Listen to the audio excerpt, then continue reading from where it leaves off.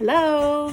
So we've been reading Wish by Barbara O'Connor, and we are on chapter 12. So I'm going to go ahead and read chapter 12 to you today.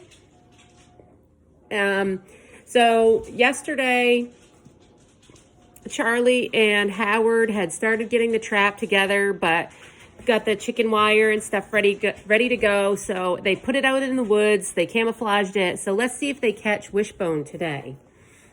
Me and Howard waited and waited, but Wishbone never showed up. Gus had come outside a couple of times and sat with us, chewing on a toothpick and stroking the scrawny black cat curled up in his lap. Every now and then, Bertha would stick her head out the front door and call out, "Catch him yet?" We'd put our fingers to our lips and shush her, and she'd slap her hand over her mouth and go, "Oops, sorry."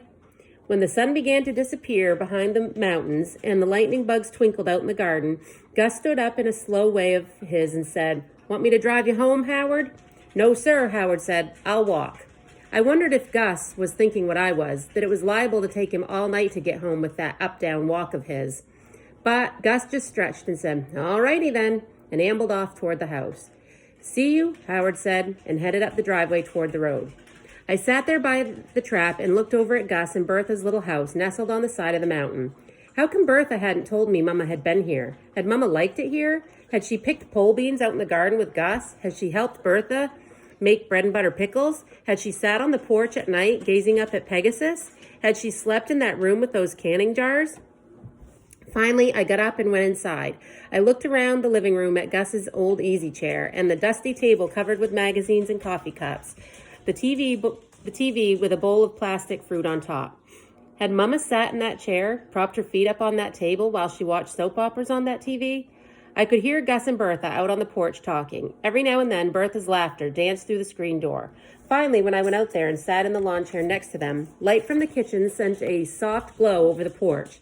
I took a deep breath and said, "So Mama came here one time, right?"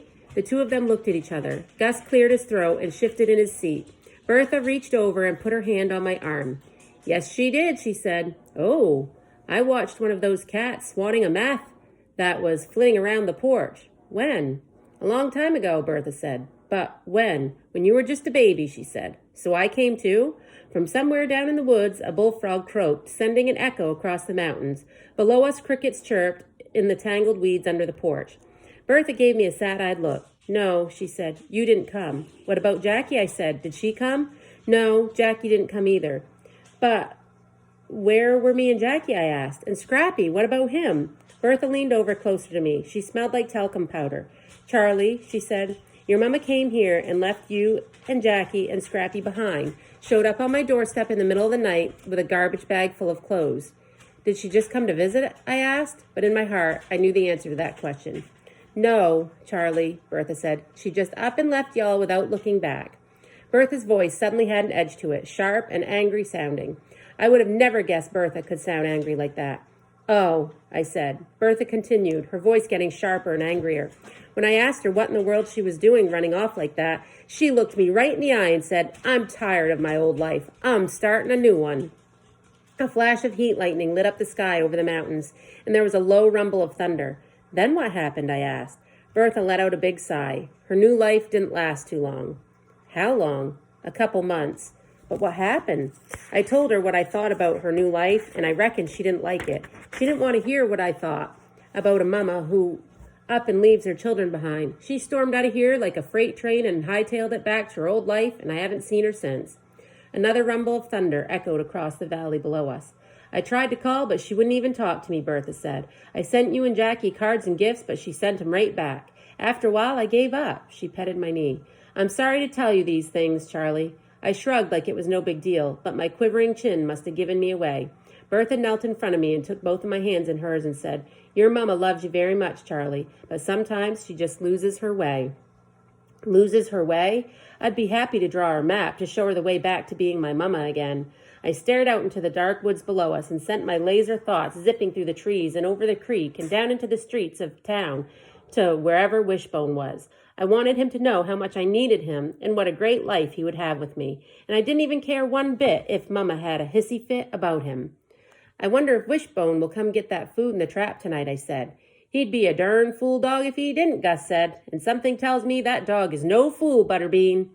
This time when he called me Butterbean, instead of feeling like a baby, I felt a tiny smile tugging at the corners of my mouth, even though my insides were twisted up, knowing my mama had just up and left me that way. Then I said goodnight and went back into my room. I sat by the window and watched the heat lightning. Where was Wishbone? Chasing somebody's chickens, fighting with that little black dog down by those trailers, or maybe he was out there in that trap this very minute eating tuna noodle casserole. I climbed into bed and thought about Mama.